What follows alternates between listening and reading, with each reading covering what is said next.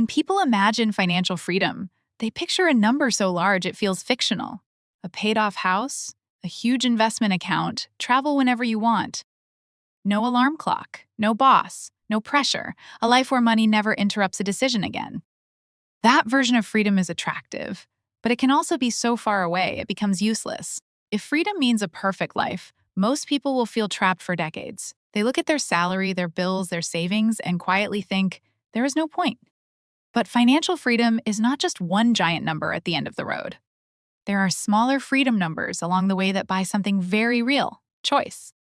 The hidden mistake is confusing luxury freedom with pressure freedom. Luxury freedom asks, how much money would I need to live without limits? Pressure freedom asks, how much money would reduce the pressure on my next decision? These are two very different questions. If you need enough money to never work again, that number is huge. But if you need enough money to leave a bad job without panic, that number is smaller. If you need enough to handle 3 months of basic expenses, it is smaller still. If you need enough to say no to one unfair client, that number is smaller. Freedom begins long before retirement. It begins when money gives you more room between stimulus and reaction. Imagine two people with the same job problem, both exhausted and underpaid. The first person has no buffer. Every bill depends on the next paycheck. When something goes wrong, they must react. They cannot risk a gap or negotiate calmly. The second person has 3 months of basic expenses saved. They are not rich. They cannot disappear to an island, but they can breathe. They can update their resume without terror. They can reject one bad offer. They can think, that is a freedom number, not the final one, not the glamorous one, but a real one. Most people underestimate these smaller numbers because they do not look impressive. A 1-month buffer does not sound like wealth. A paid-off card is not independence. A basic emergency fund does not sound like a dream. But psychologically, these numbers change the way every decision feels. The common mistake is measuring freedom only by the dream of escape. Asking, can I quit forever?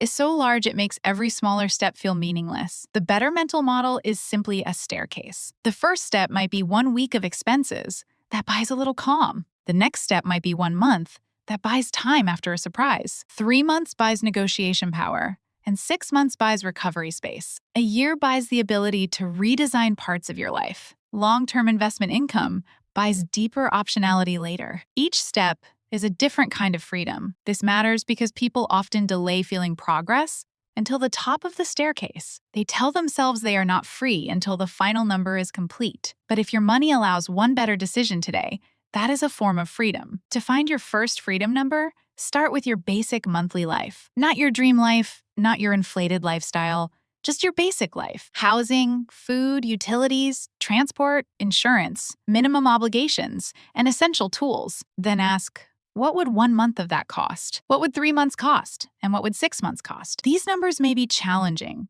but they are less fictional than the giant retirement number in your head. Then connect each number to a real power. 1 month, I can handle a disruption. 3 months, I can leave a bad situation with a plan. 6 months, I can choose more carefully. 12 months, I can make a major transition without immediate panic. This turns saving from a vague moral duty into a map of choices. There is also a useful emotional shift here. When the goal is luxury, saving can feel like deprivation. You are denying yourself today for an imaginary future. But when the goal is pressure relief, saving feels more concrete. You are buying calm.